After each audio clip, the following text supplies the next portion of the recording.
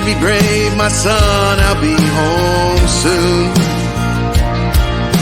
The boy held on to hope till he got that awful news.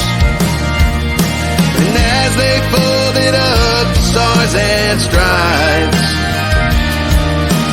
21 guns pointed towards the sky. As the shots rang out, he flinched a little each time. Then a soldier in his best dress walked up to him, and you know the rest. Hey, welcome everybody to Spirits and Stories with Donald Dunn. I am excited to be with you. And as always, this show is brought to you by Operation Encore. They are a 501c nonprofit. They are helping veterans get into the music industry and turning them into rock stars every single day. So go to operationencore.org and give them a hand. Hit the little donate button if you can and follow them on all their social medias. Hey, today we have got a fun guest.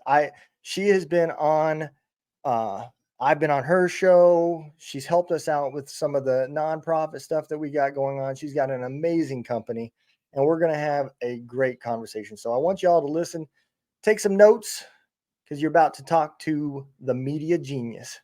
Her name is Alicia Galati. She is the CEO of Galati Media. She's been listening to podcasts since 2015 and knows what goes into creating a standout podcast that captures your audience's attention even before they press play. Alicia's helped coaches and thought leaders launch and maintain over 50 podcasts. I struggle with one.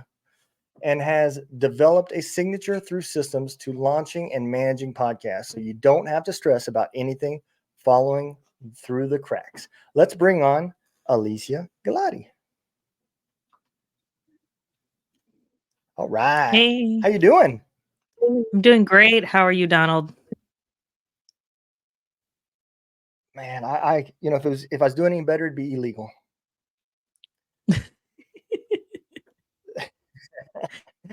I feel that.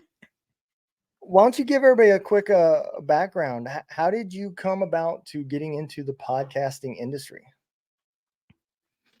Yeah. Oh my goodness. So I feel like we got to start this back to when I first started listening to podcasts, and that was in 2015.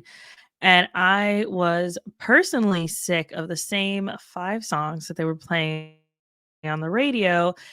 Work, take my kid to his daycare place, and I'm driving back and forth and doing all this driving, and I'm like, I'm a lifelong learner. I love to learn. So let me find something else. And at this point, this is 2015, all right? Google Play Music had both music and podcasts. So think Spotify back in the this is maybe Spotify was just coming out. And I remember finding podcasts and being like, oh my goodness, I can learn on the go. This is so cool. Started listening, and in 2016 guested as a podcast guest for the very first time. And I was talking about parenthood and postpartum depression, which, if you think at that time, this is before Chrissy Teigen came out about postpartum depression. No one was really talking about it. And I was like, look, y'all, this is real. I have struggled with it. This is serious. Let's talk about this. And so I guested on my first show.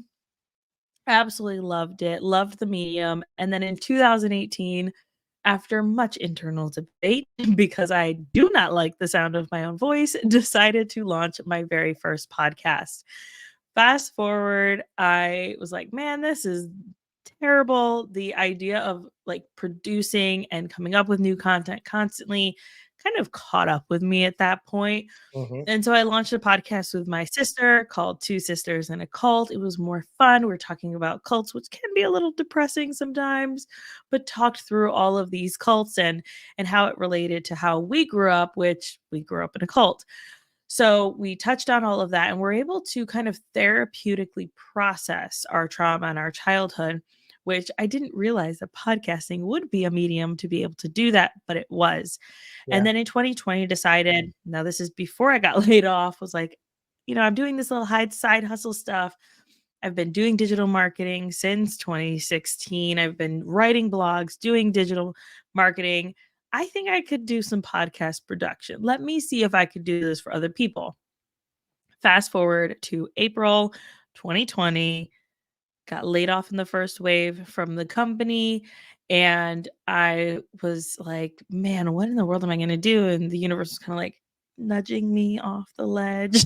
Hey, we talked about this. You said you were going to do this thing. And so I, got drunk after getting laid off, because as one does, was like, Yeah. look, I'm just going to drink my sorrows away for the weekend. Come Monday, I got on Facebook and I said, hey, business friends that I've been procuring over the last, so many years. Does anybody want to launch a podcast? It's going to be super cheap. We're going to try this out. I'm collecting unemployment.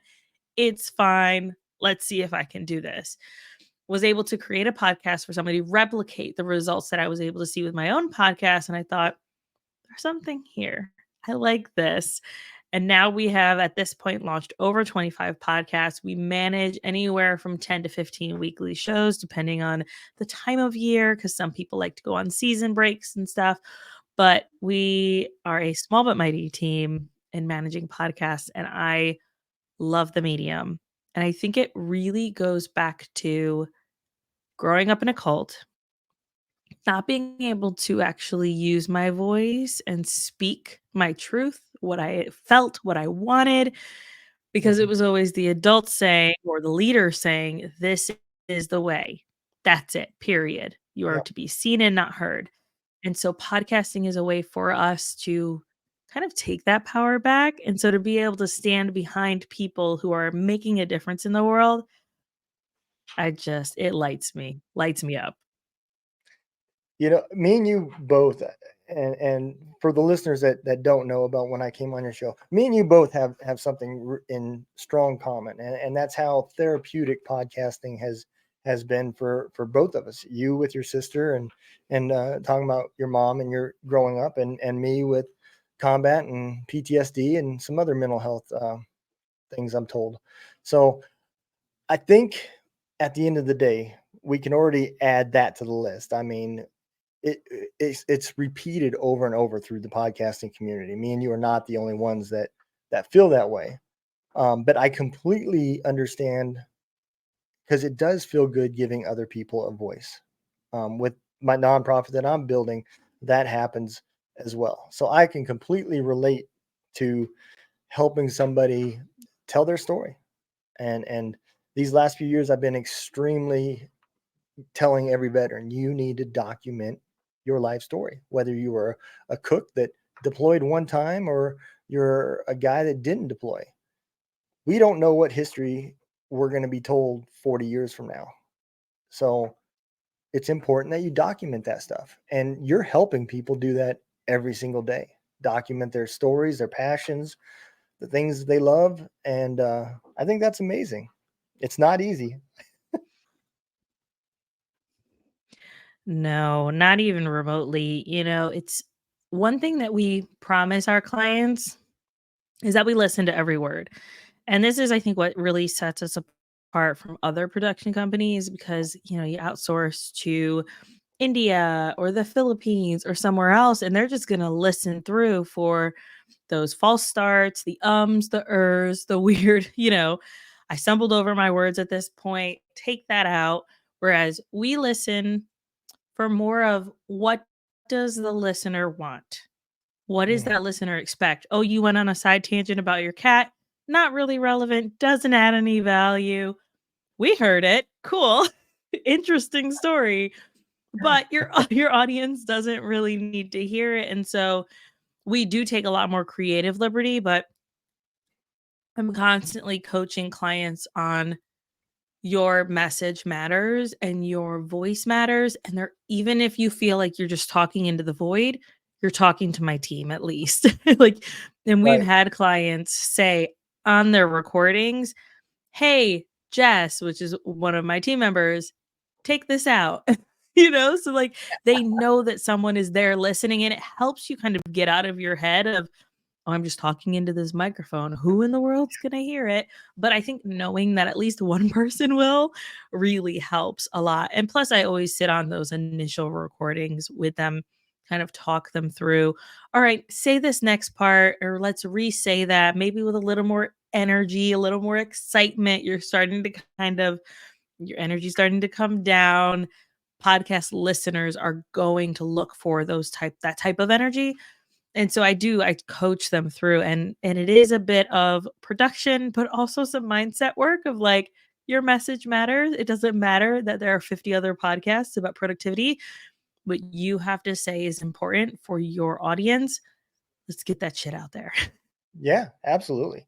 And I do fully believe this. Whether it's one person or a million people that listen to your show, every person that listens is giving you their most valuable asset, and that's their time. We all say we wish we had more time to do this, or we wish there was more time for that. Well, somebody's giving you the time, and we all know how valuable it is.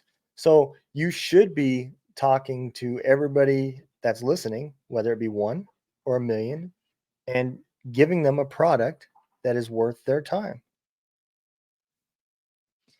Yeah, that can be really hard too, I think, for people because historically, and I had a guest recently come on my show where he was talking about how he launched a podcast back in like the 2012 or 2013. And he's like, I did what all guys did. It was a couple of white dudes sitting around a microphone talking about things that we had no right talking about.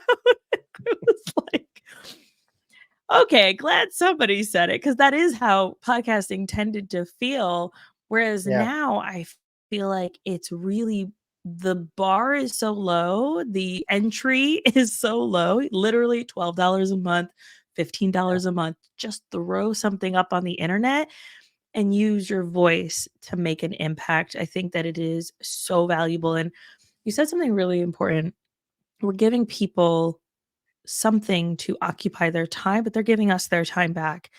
And I don't think we realize how precious that is, Yeah. because when people are on places like social media, they're scrolling for dopamine hits. They're Yep. literally just there to feed the scroll, to Yep. feed the ADHD, to feed that. But when someone presses play on your podcast episode, they are intentionally saying, I want to spend the next 20 to 30, maybe hour minutes with you. And that is what I'm focusing my time on. You get the know, like, and trust factor so much quicker, but it also creates something that I like to call the podcast celebrity effect. And I don't know if you've had this happen to you, but I have had it happen to me where people will get on sales calls with me, or they'll get, book a coffee chat with me. They're like kind of geeking out in a way of like, oh my God, I can't believe it's you. This is crazy. I can't believe I'm talking to you right now. And I'm like, I'm literally just another person. Like, there's nothing crazy interesting about me except growing up in a cult. That's always interesting. But other than that, like, I'm just a like, I put my pants on like everybody else.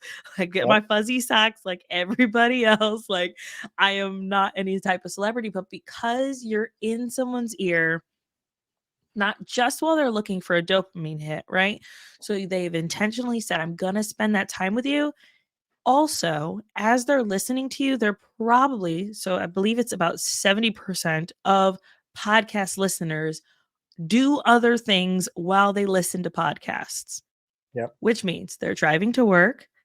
They're associating what you're saying, your words, with landmarks, with places that they're going, with traffic interactions that they're having. They're connecting those dots. Their brains are connecting that with things that you've said.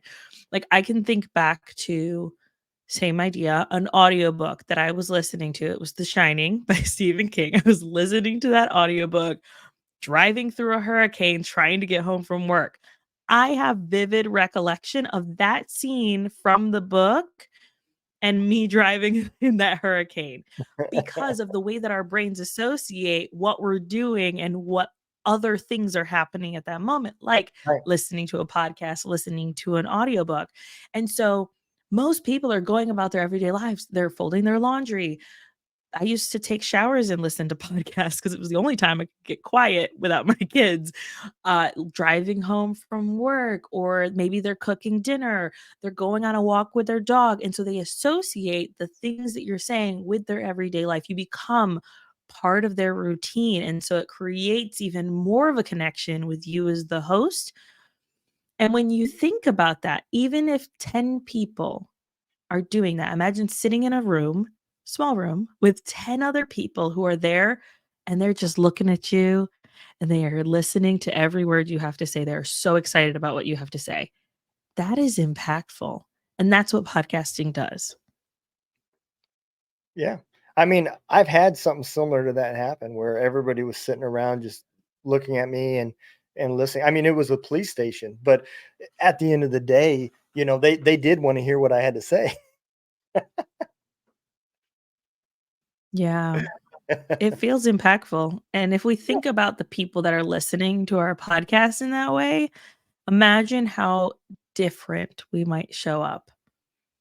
Yeah, absolutely. Especially if it was in person, and you need to treat it Mhm. like it's that. Just because you can't see them, and while you're probably recording, they can't see you, but you still need to give it that same perception, that same production quality of the fact that they could be sitting there with you. That's like a comedian on TikTok thinking, "Well, I'll never be big one day." Well, if you think that way, you will be that way. You know, every TikTok needs to be just like you were standing on that stage, making the whole crowd roar. And I think it is important. And you said another part too. I think the other part to this is people get into this because the bar is so low to get in. It doesn't cost much. Literally simple. The phone that you're already holding, and if you went on Spotify and did it through Spotify, it's literally free. Your phone you're already paying for, and Spotify. Does that mean you're going to have a production that is the best quality for everybody to listen to? No. But I think that lowness of that bar has brought in a lot of people that think this is simple, because there's a lot of people that don't understand what podcasting takes and what it really is. And I'll tell you a funny story. So during season one, when me and my co-host started this, we literally heard somebody in the hallway say, "Well, those two won't be here much longer." This was at work. And we're like, "Say what?" And they go, "Yeah, once that money starts rolling in from that podcast they just started, they're going to leave. Just like all these other famous people." And I was like, "There's money coming? Where's it coming from? I ain't seen any." But it's just that misconception because they hear you over a medium that is not the norm, and it puts you at a different level, just like you were saying.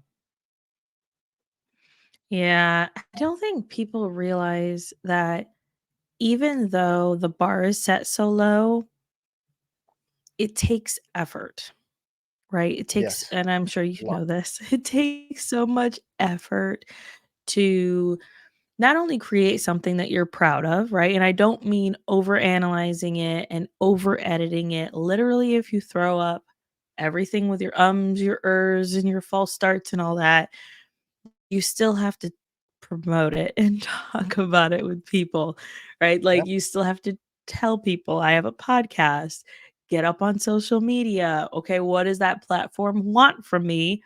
How can I, work the algorithm to get my stuff in front of other people? Because with the slew of podcasts out there, I think I was looking at some stats recently for podcasting, and the number of active podcasts that there are today is actually no different than in 2020, which Wow. is really strange if you think about it. Like everybody was like, I'm going to start a podcast, pandemic life. I'm going to get in my closet. I'm going to do this thing. Everybody who thought that, there hasn't been a change in the number of people continuing to podcasts. So that means podcasts have fallen away, new podcasts have arisen, and there's no change in that number. And so even though the bar is set so low, I don't think people realize how much work and how much effort goes into it. And if you're going to launch a podcast, I think that's really important to decide, is this something that I want to do long term? Or does Yeah. this need to be a limited series? Or do I need to just kind of go with the flow, right? It really depends on your personality. How much planning do I need to put into this? Do I need to outsource certain things? You really have to be strategic. And yes, it might work for some people to just put a microphone up in front of their face and speak out into the ether and things Mhm. happen, but that doesn't happen for the majority of people. And Right. so it's really important that you're intentional, that you know, okay, starting a podcast or having a podcast right now is the same as having a YouTube channel. So if you were to start a YouTube channel tomorrow, what kind of results would you expect? Probably not thousands of followers right away. Probably not $1 million deal like Joe Rogan. Yep. You're going to expect practical results, right? So think the Yep. same way with a podcast. Yeah. I think the other thing too is you have to ask yourself, what is your goal? Just like you were saying, is this going to be, do I want this to be a career? Is this just me having fun? Because there's different standards, you know, the Spotify phone could very well be something that's just for fun. You don't have to invest a lot to have fun, but your competition to do it for a living isn't those guys. You're seeing bigger cookies coming into the podcasting industry now, and that's not because this is going away. There is big companies out there paying people to put together podcasts, and that comes with a production team, a camera guy, a sound guy. I mean, you look, Joe Rogan even talks about it. That is a three-man person. There's a three-man crew that runs his podcasts. You know, I even heard him say one time that if it's a topic that he's not very comfortable with or really into, he has a guy that he pays to research it, to bring him the key notes and the points to talk about it on his show. That's not something the average guy is going to be able to start out with and say, hey, I need to pay for this guy to come over and film me, and this guy to tune my sound, and a light guy to make sure the lights are all great. And that just is not out there, not realistically. Yeah, no, not at all. And you really have to get clear on, like you said, what your goals are, right? If your goal is to have fun, then keep having fun. It Yeah. is a great medium for getting to know new people, Yeah. connecting with others, sharing your story, shooting the shit. Like, it's a great space for that because you have this more intimate setting that then gets distributed, right? Yep. But right now, podcasting is on par with TV views. So the number of people that are actively listening to podcasts, the same number of people that are actively watching TV. So if you think about that, okay, it looks like podcasting is going in a good direction. That's good. But how can I get better results, right? So if your goal is to monetize, don't just think linearly. Right. Maybe that's a word. I don't know. I It is. think that's a word. Like in one direction toward ads only. If you're able to kind of step back and say, okay, I'm going to have conversations with these types of people to get them into my orbit, to get them into, my community or my connections that could then either they could lead to clients or they know someone who could lead to clients. And I'm having a genuine conversation that feels good, that feels exciting, and then can move forward with keeping in contact with them, keeping in connection with them. So it's not just about the ads or even turning your listeners into leads, right? Which is like my whole thing. But there's so many other ways that I don't think that we even care to try because everyone talks ads. But what people don't realize is that 90% of podcasts are not getting over 1,000 downloads per episode. You need to have over 1,000 downloads per episode for it to even be worth it. And right now, the pay is about $25 to $32 per 1,000 downloads. So if your podcast is getting 1,000 downloads within the first 90 days, that's $32. It's not a lot of money for one episode of work. And so you have to think strategically if you're looking to monetize your podcast, right? You have to think outside of the box of like, okay, ads might not work, but maybe I have created really great connections with people and I'm selling my consulting services or I'm selling my security services, whatever it is that you're selling, you can make those connections via your podcast. That can lead to better income and monetizing your podcast that way. But even beyond that, how can you factor in with those sponsors if you do go that ad route? How can you factor in your email list, your followers, your subscribers, the people even beyond the listeners to charge a flat rate that feels both good for you and for the other person, the company that you're interacting with. So you have to really think outside of the box, especially since you're probably going to land in the group of people that are getting less than 1,000 downloads per episode, which is normal, right? I don't think that people realize it's perfectly okay to get those results. You're still talking to 300 people. You're still talking to 500 people. Imagine sitting in a room and there's 500 people there sitting there waiting to hear what you have to say. That is impactful.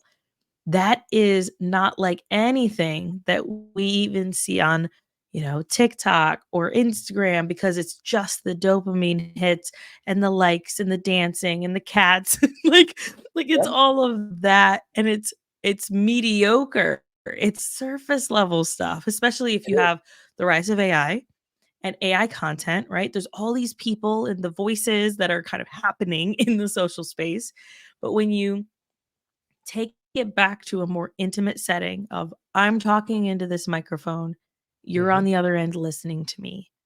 There's something so powerful in that you can very easily sell to those types of people who know you, who like you, who trust you, but it takes time, right? So I would say if you're going to start a podcast and you're trying to monetize it, honestly, don't expect any type of monetization in that first year because that is you getting clear on your message, getting clear on your audience, and also getting clear on how you need to approach the topic to be able to sell either to your guest or your audience or to ads. Yeah. No, you are absolutely right. And I think with that being said too, mistakes as you setting things up can restart that year. Um, if you, for example, for me, we started out with the name Two Drunk Dudes in a Gun Room. We knew going into it that you either loved us or hate us. There was no middle, right? And when you go into knowing that, you accepted the fact that you have cut your listeners base down. Now you are not talking to all of the podcasting community. You're talking to a very small niche of them. And so rebranding the show was a good thing for me, but that starts that year over again. Now people have to get to know the new show. It's not the same show it was under that name. And it makes it tough, you know, because when you start this, it's the questions you don't know that get you later. Yeah, there's so much that goes into it, right? And even with a rebrand, we've had clients go through rebrands, and this is why I typically tell people like try to tie your rebrand in. So if you're a podcaster and you're like, this is no longer serving me, try to tie it in with a milestone episode, usually around a 25 marker, right? So 25 episodes, 50, 75, 100, and ongoing. So we'll have our clients usually around the 100 episode mark. Okay, let's take a look at your graphic. Does that still align? take a look at your name. Do you have a new trademark? Do we need to put that information in there? So we're looking Yeah. at all of these different things, even to the point of, is your description still aligned with what the show is about? And I think that so often we create something and kind of hold ourselves hostage to it in a way that does us a disservice, where it's like, I'm gonna hold on to, as I was talking to a someone on my podcast this morning. We were recording an episode for a couple of months from now, and she was saying that she was holding on to an email subscriber, an email platform for almost a year, even though every time she tried to get in front of it, she was literally having a visceral reaction of, I hate this. And so you got to follow. Is this actually serving you anymore? Do you need to shift it? And when you're showing up regularly for a podcast and you're not getting the results that maybe you anticipated or you liked or you wanted, it's really important that you take a step back and you say, did I do everything that I possibly could to promote this, share this, reach that goal? Hmm. If you can honestly say yes, then does the content still serve you? Does it still align with you? Or do you need to shift? And I think that it takes a lot of self-awareness to say, I think I need to shift, because it does. It feels like starting over, and you go, especially starting over, you feel like you go through this stage of, am I doing the right thing? Yes, I'm definitely doing the right thing. But are you sure you're doing the right thing? No, I'm Yep. not sure anymore. It kind of feels like this battle within yourself of trying to figure out if you're doing the right thing. But I think that if you can just take a second and breathe and say, does this align with the direction that I as a person am going in? If you can say yes, then you're headed in the right direction. Yeah, I completely agree. And not to be afraid to try things, right? Um, Not everything is going to work, but if everything did, you wouldn't learn anything from it. So the best knowledge is the things that didn't work, and you, when you find those things that do work, well, then you stick with that, but you keep trying other things as well that you can put with what is working. And I've learned that part of it. But there's another topic that I want to kind of dig into, because I know every podcaster out there has the same problem. And that is, how do you promote? You know, um, because with social media, you're literally having to double promote, right? So not only do I want to promote my show, but I have to promote me to get you to follow me, so that when I post about the show, you see it. And so that's where the fact where people are starting to pay for ads, and let me reach people that aren't friends with me, but they don't know how to make them effective. And that money is just getting thrown, and you're not getting the results from that. I know a lot of people that don't even track the results of their, they can't tell you what ads did good and which ones did bad. They're just hitting promote, promote, promote, and it's tough. What is the best way to promote a show? Yeah, this is really hard. I am seeing a decline in social engagement across the board. Yes. So, like I said, we're managing 10 to 15 shows per week, including two of my own. And there is a huge decrease in engagement. And we are promoting on every single platform Yeah. between all of our clients and between ourselves.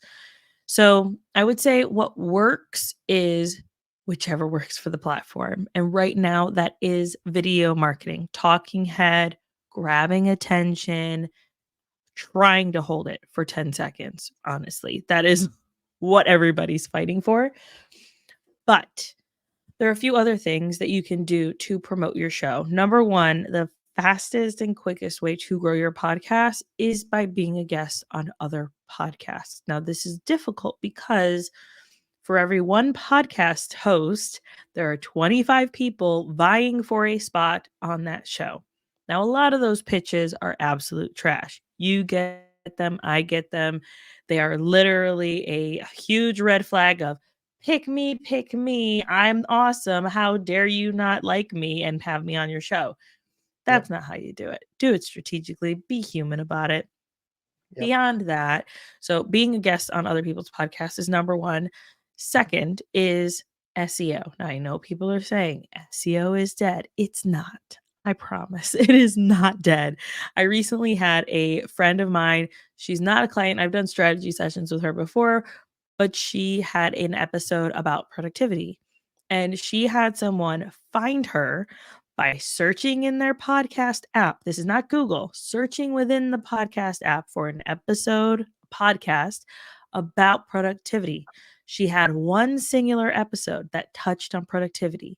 It was not even her podcast theme. Her podcast theme was about copywriting and business. And so, this one episode that had that productivity search term that this person looked for, they listened to that episode, immediately said, I like her. I want to book a strategy session with her. Paid her hundreds of dollars to book a strategy session, all from that search term. I have over 150 episodes. I'm personally going back and optimizing every single podcast episode that I have for SEO. Even though I did it the first time around, Yep. SEO is changing and it's shifting. And so it's important that we're going back and we're addressing, okay, what was that content that I had? How can I make the most of it? And I think so often as podcasters and even just people who create content, this could go for authors, this could go for, music creators. You create something, you put it out there, and you're like, everybody already knows about it, on to the next. And I think that it really, I mean, I know this takes work and it takes effort and it's difficult, but if we were to take a step back and say, how can I, yes, promote my new thing, but how can I promote that old stuff too? I'm sure that there are conversations that you've had on your podcast that are still relevant today for Yeah. people, that are still impactful, that can make a difference in someone's life. So maybe you use a hashtag Throwback Thursday and you throw that episode up there and you talk about a past episode. What I do is I've made it automated. So I have every Monday, Wednesday, and Friday evening, my Facebook and my LinkedIn business pages automatically get fed content about past episodes. So it looks like I'm constantly posting about past episodes when really it's just, here's the pile of content I want you to pull from, an evergreen bucket, right? And then it Mhm. pulls the social media scheduler, pulls an episode from that. And every week, 3 episodes get pushed up there. And then every time a new episode comes out, I push that back into the bucket and I say, make sure you add these into circulation. And so, what that does is it brings not just awareness to past episodes, but it reignites that connection with your guests, which is really important because it kind of reminds me too of like, I wonder what that person is doing. Hey, I reshared about your episode recently. What are you doing? What are you up to? It allows us to reconnect Yeah. and be human and potentially keep that connection open to re-promote our podcast or reshare it, or maybe they want to share it again. And so these are like out of the box ways that we can really be strategic, but you got to be doing several of these, I know it sucks because it's hard by yourself, but doing several of these to promote our podcast. So being a guest on other people's show, making the most of the social platforms that we're already on, pretty much feeding the algorithm what it wants, right? And I know that sucks, but feeding the algorithm what it wants, and then not forgetting about that past content because we can make so much effort with those. Yeah. I like that idea. I really do. And that's really cool. Look, I am a fan of things like AI and machine learning and stuff like that. I believe there's a place for it. And I don't believe that these tools are going to necessarily take over the world, like the conspiracies out there think, you know. Will it change some things? Sure, but so did the internet. So did electricity, Yeah. you know. So it'll be different, but it'll still be the same. It'll just look different. And so I do use AI. I use it a lot for tool wise, especially with the book that I just released. I mean, look, if I was a editor, I would be charging people to edit their books. I'm not. The English and the grammar, you'd have to write hillbilly for me to be able to edit it. So I use AI, you know. Um, I use other writing tools as well. The one thing I don't use it for is to create the content for me. Maybe there's a better word. Maybe I didn't need a comma. Those types of things, absolutely. But what comes out is my voice and what I wanted to say and how I wanted it said. The tone, the the voice behind it, whether it's excitement, drama, that's all dictated by me. And so I think there's a place for it. And I love what you're saying about, because that place is anything that makes it faster for you. And if you get into podcasting, you're going to find out you have to find ways to make it faster. You know, um, if I do 2 shows a week and it releases every Tuesday, every Wednesday, like clockwork. Haven't missed a show in years. But editing 2 shows and sending out all the reels without AI, I'd never be able to do it. It would be impossible. And Yeah. it's not. Yeah, it's really interesting. I've been having a lot of discussions around AI and podcasting.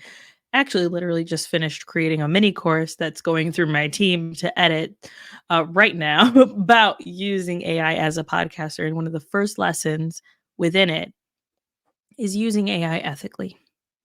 Yeah. So obviously, we want to create content that is our own, especially in the face of people very blatantly claiming that they are using AI to write entire books.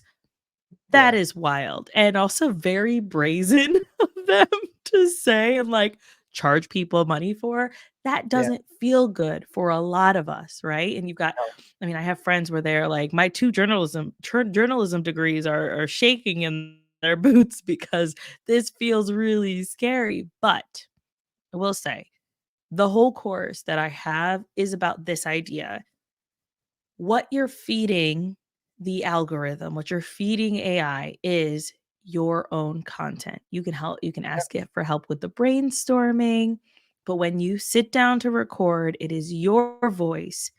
It is your stories. That is what is going to connect people with you even more than anything else that's written by AI. It's that person human touch of Hmm. experience. And so then you take that transcript and you feed it to Gemini, ChatGPT, etc. Right? There's tons of Yep. tools out there, even tools specifically for podcasters. And then you say, first and foremost, this is really important. Do a tone check of this because I have actually tried to train the algorithm or the AI to use my tone and Yep. find my tone. And I provided it with 4 different episodes that I have personally spoken and it was like, "Yeah, your tone changes every time." I was like, "Oh, okay, so it depends on how I'm feeling that day or how I'm feeling about the topic or what the topic is. Either I'm gonna be more personable or I'm gonna be more authoritative and educational." And so it really just depends. So first and foremost, do a tone check of this and make sure you're using this tone throughout all of the additional content. That way it feels like you. And so Yep. I'll tell it to do that first. It does the tone check. I'll say, all right, now let's go ahead and come up with some SEO friendly titles. Give me 5 to 10 of those because most likely half of them are going to be trash. I'm not going to Yep. like them. There's going to be too many colons in there, right? Yep. I'm not going to enjoy that. So, how can I rephrase it to be aligned with my own voice and what I would want for my title? Say, okay, this is the title I'm going to pick, and I'll let it know. Now let's go ahead and come up with some show notes for this episode. Write an overview that touches on the pain point that's discussed during this transcript. Give takeaways and then give what the win is for them. So that way they can see the transformation in that first paragraph, then give some takeaways in bullet points. Finally, give a takeaway. What is an action item that the audience can take from that episode? And so it's not even that you're feeding the algorithm, okay, this is what I want you to do for people who are going to read the show notes. You're thinking in terms of, and a friend of mine used this phrase this morning in a meeting we had, and I loved it. You're using AI to feed the algorithm, right? And so it's you're still using your own voice, you're still using your own tone, you're rewriting it where you need to because it's never going to be perfect. Misspells my name constantly. And so you're giving it all this information, making the most of it, but you're literally just working to, how can I make sure that if someone is searching for this type of content, that they're going to get fed via the algorithm this type of content? Because the majority of your listeners are actually not going to look at the show notes. It's literally just for feeding the algorithm. So using it to create this content is not unethical if you're initially feeding it your own content, right? Your own voice, what you've said, what you've done. And then you go back in and you say, that didn't really sound like me, or it used too many emojis. That doesn't really feel like me or how I would show up. Let me tweak this very quickly. But it's great for ideation. It's great for, I kind of want to do this thing. What are some ways that I could do this better? Am I missing anything? That's what I like to use AI for. And I think that it is such a great tool. And I've been, as a mom, trying to teach my own kids about like checking what people say on the internet and like double checking. And sometimes you got to Google things, and here's how to find reputable sites. Okay, this person said that an octopus has X amount of hearts. I always forget the number. I bet my 10-year-old would correct me. But this person on Instagram said that the octopus has so many hearts. Let's double check. Okay, Nat Geographic said that it does have this many hearts. We trust that source. They double check their information. But we're not just going to say some Joe Smo said it, right? So like be strategic about it, but let it work for you, especially if it's to feed the algorithm, right? Because the algorithm, it's not made for us to understand it or to, it's kind of like banks, right? It's not made, it's a system that's not really made for us to get it. We kind of just have to figure out how to work it and then make the most of it. Yeah, you're absolutely right. It's we're not the customer. So we're not supposed to understand it. We are the product. And that people forget that. Exactly. But you touched on a topic that I think a lot of other podcasters don't understand and don't use. What do you think? What is the purpose of the show notes? How do they benefit you by using them? Yeah. So honestly, it is good for search engine optimization. So if people are Googling or searching for something, then they're able to find it. Beyond that, it's really great to be able to help you promote the show later. So think of it as I'm doing upfront work to give myself these bullet points, these takeaways, an action item, a general overview. I can then literally copy and paste most of that into a post on LinkedIn saying, here's the podcast episode that we talked about. Here are the key takeaways. Drop something in the comments if you agree or do you disagree with this, right? So you can finagle it however you want. But I don't have to go back and re-listen to that episode to know what in the world it was about. It also allows for the very few people that do look at the show notes, because for most podcast players, once you're done with an episode, it will actually move on to the next episode or the next podcast that's on your playlist. So most of the time, it's just going to keep playing things. And so you might not always capture the people who are going to look for the show notes. But for the very few who do look at the show notes, that's going to be a place where you're going to make sure you put those links, any links mentioned, to connect with not just the guest, but also you as the host. But this is why it's so important that we're saying those things. I was recently talking to a friend. She was asking if there was anything in her podcast production wise that needed tweaking. And I was like, well, how much information do you want? Like, I literally do this for a job. I don't want to overwhelm you. I don't want to do like a full podcast audit. She was like, as much as you want to give me. I was like, okay, I'll give you a few tips. And so I listened. The production was great. That wasn't even the concern. The concern was her titles. So if I was someone new looking at her podcast, looking at the titles, I have no idea what those episodes are about. There's no clear direction of, is this an episode that I would enjoy or not? Also, she didn't have the host's name, or sorry, that's not right, the guest's name in the podcast episode title. And so if someone is searching, especially for high profile guests, if they're searching for that high profile guest, you want your episode to show up. So that helps, that titling. But then also, she, at the end of her episodes, she says, all right, thanks so much for joining me for this episode. And then it cuts to music. And I was like, well, what am I supposed to do now? I'm listening to your podcast. Where can I connect with you? Where should I leave a rating and review? You're not giving them any action item to take. Tell them where to go. And so that is a place where you typically would tell someone, go follow me on Instagram. That's my favorite place to hang out, or go check me out on LinkedIn, wherever your place is. Make sure that you follow that way. And a lot of people don't even know this. Follow the podcast so you get notified, or check the little bell so you get notified every time a new episode drops. Most people are just going to listen and move on. But if they're not following, if they haven't clicked the bell for notifications, they're not going to be able to know when that next episode comes live. Or you could say, make sure you join me next Tuesday when an episode drops, right? It's letting them know how they can plan around when that next episode is.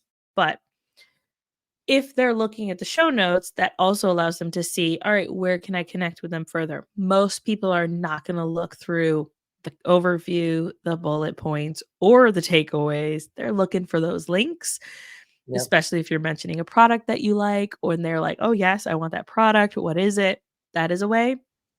But really, you're using those show notes to feed the algorithm, the SEO gods, but also to help you remember, okay, that's what we talked about 3 months ago, right? Because a lot of us are trying to plan ahead for our podcast episodes. I mean, episode I recorded this morning is literally for over a month away. So it's important that I know what the episode is about, so I'm able to use those show notes or those takeaways, and I can send them to my guest and say, here's what we talked about, because there's no way I'm going to remember. Here's what the algorithm said we talked about. So do you attach them like at the bottom of your description? Is that what you do? You just paste them into the bottom of your description? Okay. So you've got your overall podcast description. And for that, I do recommend having somewhere, even if it's a www dot written out, you can't hyperlink it in the description, but having that written out, if someone is just on their computer and they're looking at your podcast, maybe your Apple page, they're like, yeah, I want to know more about that. Where can I go? Then you've got that link written out for them. That's going to be your overall podcast description. But the episode show notes, you're going to want to make sure you have an overview, those takeaways, some type of action item, even if that action item is literally just to follow you, subscribe to your stuff, leave a rating and review, and then where those links are. And there you can hyperlink, which is pretty great. I know Apple for a while was being a jerk, didn't want to let hyperlinks in, but now they have, which is good. And yeah, they're always being finicky and trying new stuff, but then making it difficult. So yeah, but with YouTube now trying to have a vested interest, specifically YouTube Music, trying to have a vested interest in podcasting, those SEO show notes are going to be really important. And thinking about that as like, I'm feeding the SEO gods. That's what this is for. But also it's to help me later remember what this episode's about. Yeah, and that's something too, well, let me back up. So one of the things I do, right? Like I said, every Tuesday, Wednesday, an episode drops. I spend the rest of that week either. So Mondays, it goes out promoting the last show, one of the shows from last week, whatever, right?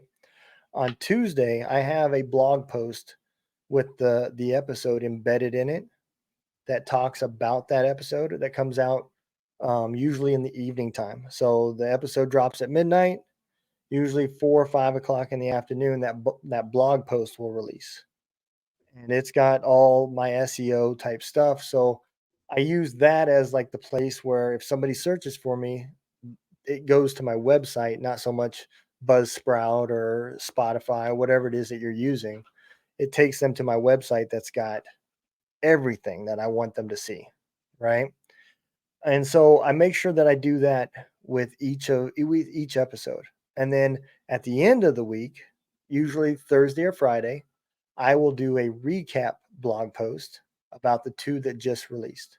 And I'll throw those back out there. And they go to every, once the blog's released, it's automatically sent to every social media platform as well. And I think it's important because a lot of times you don't know what people are doing on Tuesday, Wednesday. Maybe they were on vacation, and when they come back, they're now back in tune with their phone and everything else, and they say, "Oh, I missed that episode," and they catch it on Thursday or Friday. And then I don't do much on the weekends because that's the time that I'm preparing for the next week.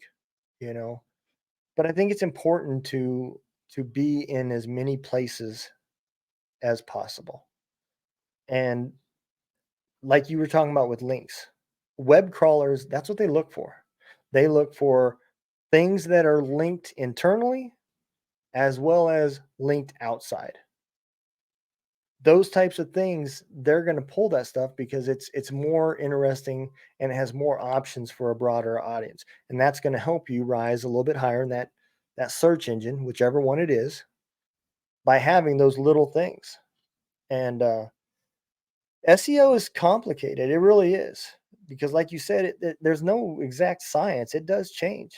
What words people are searching for picks, and sometimes it's weird words like maybe in the description I'm going to say listen to this show. Well, if you go and you look at hashtags, the word listen is at like 45 million. you know does it have anything to do with my show? No, not really, but I want you to listen. So adding that little stuff may make a difference.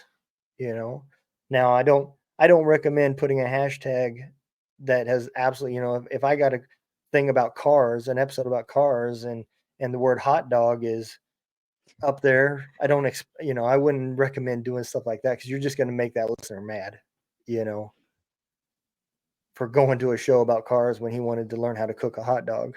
I'm hungry, damn it. Yes, you have to be clear. It's very important. Yeah. If you seem so, the key to podcasting is authenticity. And the moment that you seem deceptive is the moment that you're going to start losing listeners. That trust does not, it takes a lot longer to build that trust than it does to lose it. Yeah, I think what the hard part is that so many times we push ourselves, especially with a weekly show, a bi-weekly show, right? We're showing up so consistently. Mm-hmm. And this is, I think, where batching is so important because, like, recently, we were supposed to record and I was sick. Yep. Thankfully, I had batch recorded episodes for over a month where I could be sick, where I Yep. didn't have to show up less than my normal excitement about podcasting. And also, you can hear it, right? If you're just listening to the sound of my voice, you can hear when I talk about podcasting, I get excited. I'm not sitting here droning on about the Yeah. numbers that are boring. Like, your audience can hear that. They can, as my kid would say, suss it out real quick. Like, Yes, they they will. know. They know. And so it's so important that with mediums where you do have people's undivided attention, that you're able to keep that, even if it's just by you being you. that's how you do it, right? By being you, by sharing those human experiences, sharing those stories, and showing how it is that you, like, if you're a business owner, how you take your clients through their journey. Or if you're just telling a story about ghost hunting, be excited about ghost hunting, right? And how much excitement that brings you. And think Yeah. about the person that you're talking to instead of just saying, I'm talking to this microphone. You're talking to someone. And Yeah. I had a recent podcast guest where she literally puts a picture of her grandmother right behind her camera. And she says, that's who I'm talking to when I'm sharing my stories, when I'm talking about my thing. So if you feel like you just want to put up a person, right? You could Yeah. literally just put up Homer Simpson. I don't even care. Put someone up there that is going to be like, this is the person that I'm talking to. What is it that they need to hear today from me? Even if it's a funny story, even if it's me, sharing something that's maybe less serious than business or life or health, Mhm. but is still something that is exciting to them, that's going to allow you to show up so much better and it's going to keep that excitement going, Yeah. right? It's so hard to podcast, but it's so worth it, I think. I absolutely agree. Well, Elise, I'm gonna bring you forward. I'm gonna give you the opportunity to tell the world where they can find you and get some of your help. I know I've had your website down here, but all podcasters have a whole bunch of places that can be found. So I'm gonna give you that opportunity. Go and tell the world about where it is that they can find you. Yes, thank you so much, Donald. This has been so good. If you are someone who's interested in podcasts and you're thinking, I want to know more about podcasting and if it's right for me, or maybe you're a podcaster and you're struggling, you can go to listenerstoleads.com. That is my podcast where I talk to other podcasters about their journey and really touching on there's no one right way to do podcasting. We can do it however fits right for us. And my guests are there to show you that. Sometimes I come in with solo episodes, but I also have another podcast, Successful Podcasting Unlocked. You can go to successfulpodcasting.com or successfulpodcastingunlocked.com. And both of those will take you to the same place. And that is a podcast 10 minutes or less where I'm answering podcasting questions. And so far, this one launched back in January. So far, everyone who's listened has said, oh my goodness, that was so valuable. I can't wait to take action on that, specifically around how to make your podcast better or be strategic with it. So, those are the places you can find me. Obviously, you can find me on Instagram. That is my very favorite place to hang out. You'll sometimes see me in stories, but I really love showing up on my podcast more than anything. So that is definitely where you can hang out with me. All of that is at listenersleads.com or successfulpodcastingunlocked.com. Oh, glitchy internet. Well, I appreciate that, and I can vouch. I have learned a few things as well just from talking to you, things I didn't even think about. I absolutely love that the way you were using to pull back old episodes. So I am definitely going to put that in my tool bag because I think that is Yeah. cool. Yeah. So, well, I appreciate you coming on. I'm gonna put you in the green room, throw my exit video out, and I'll be with you in just a few seconds. I appreciate it. Thank you. All right, man. Everybody, if you're into podcasting, I don't even have to tell you how valuable this episode was. There was a lot of good information. It is obvious how intelligent she is when it comes to podcasting. So if you are looking for somebody out there to help you manage, get some tips, you want to take it to the next level, she is the person to see. You can make sure you check her link down there at the bottom. I will have it in all the show notes and all the descriptions for you to find her. So you will not have to look very hard, but I strongly recommend it. I appreciate all of y'all for following. Like I said, you can find me at spirits and stories podcast.com. We're all over social media, anywhere, Gunroom Radio. If you want to listen to some music, you can find us there too. So we are all over the place. I appreciate everybody for listening. And remember, don't let the day kick your ass. Kick the day's ass.